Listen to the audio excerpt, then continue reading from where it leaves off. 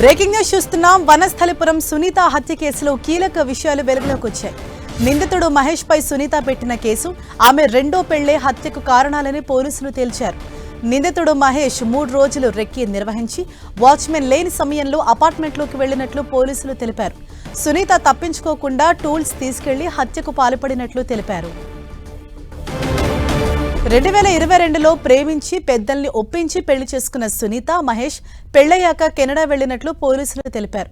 పెళ్లైన వారం నుంచే ఇద్దరి మధ్య గొడవలు జరిగాయని, అక్కడి నుంచి తిరిగొచ్చి మహేష్ పై సునీత పోలీసులకు ఫిర్యాదు చేసిందని చెప్పారు. ఆ తర్వాత 2024లో మహేష్ నుంచి విడాకులు తీసుకున్న సునీత శ్రీనాథ్ను పెళ్లి చేసుకుందన్నారు. మహేష్ పై సునీత పెట్టిన కేసు ఆమె రెండో పెళ్లి చేసుకోవడంతో రగిలిపోయిన మహేష్ సునీతను హత్య చేసినట్లు పోలీసులు తెలిపారు. ఈమె 2022లో మహేష్ అనే అతనితోటి first love marriage arrange marriage అవుతుంది. లవ్ తర్వాత వీళ్ళిద్దరూ 2023లో కెనడాకి వెళ్తారు. అక్కడ ఒక వారం రోజులు ఉంటుంది. ఈమె అక్కడ కాపురం చేసిన తర్వాత వారం రోజులకు మళ్ళీ గొడవలు వచ్చి మనస్పర్ధలు ఎక్కువ అయ్యేసరికి అక్కడ నుండి ఇండియా రిటర్న్ వచ్చేస్తుంది.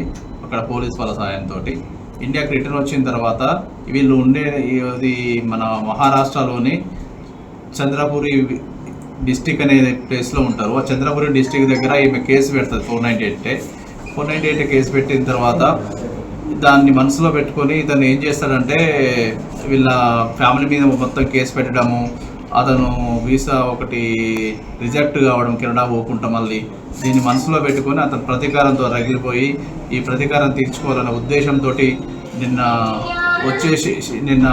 ఎవరు లేని సమయంలో 18వ తారీఖు రోజు నిన్న 11:30-12 గంటల సమయంలో వాళ్ళ యొక్క ఫ్లాట్లో చొరబడి ఆమె మీద అతను తీసుకొచ్చుకున్నటువంటి 3 కత్తులతోటి దాడి చేయడం జరిగింది.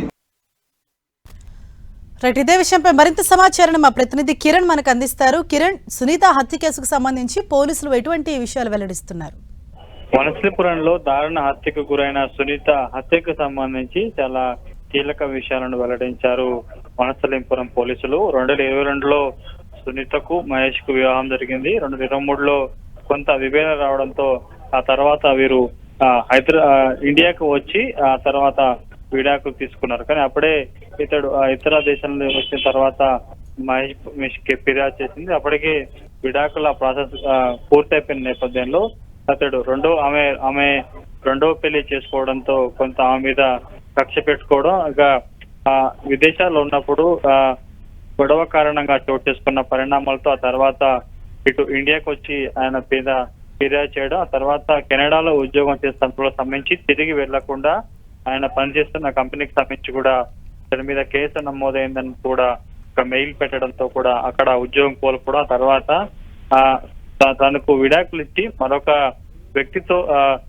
పెళ్లి చేసుకోవడంతో కూడా కొంత దాన్ని మనసులో పెట్టుకొని దాన్ని జీర్ణించుకోలేకనే పక్కా పథకం ప్రకారమే ఆమెని అంతమొందించాలనే ఉద్దేశంతో గడిచిన 3 ఏళ్లుగా హైదరాబాద్ లో ఉంటూ ఈ హత్యకు ముందు 3 రోజుల పాటు ఆమె ఉంటున్న అపార్ట్మెంట్ చుట్టుపక్కల సంబంధించిన ప్రాంతంలో రెక్కీ చేసి అపార్ట్మెంట్ వాచ్మెన్ లేని క్రమంలో ఆమె ఉంటున్న ప్లాట్ కు వెళ్లి ఆమెను దారుణంగా హతమార్చినట్టుగా పోలీసులు గుర్తించారు. ఇక చాకచక్యంగా ఒకవేళ హత్య చేసే క్రమంలో సునీత తప్పించుకునే అవకాశం ఉంటుంది కాబట్టి తప్పించుకోకుండా ఉండేందుకు డోర్ లాక్ చేయడం, అందుకు సంబంధించిన టూల్స్, పెట్రోల్ సంబంధించిన కొనుగోలు చేసి ఆమెను చంపిన తర్వాత కూడా అక్కడే అతడు కూడా ఆత్మహత్యత్నం చేసుకునేందుకు ప్రయత్నం చేశాడు. కానీ ఆమె చనిపోయిన తర్వాత అక్కడి నుంచి బయటకు వెళ్లే అవకాశం లేకపోవడంతో అటు బాత్రూమ్ లో దాక్కునే ప్రయత్నం చేశాడు. వెంటనే స్థానికుల సమాచారం మేరకు పోలీసులు అక్కడ చేరుకున్న తర్వాత కూడా మహేష్ అదుపులోకి తీసుకున్న పరిస్థితి కనిపిస్తుంది. ప్రస్తుతానికైతే నిన్న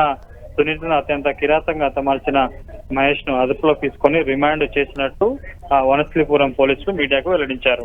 రైట్, థాంక్యూ కిరణ్.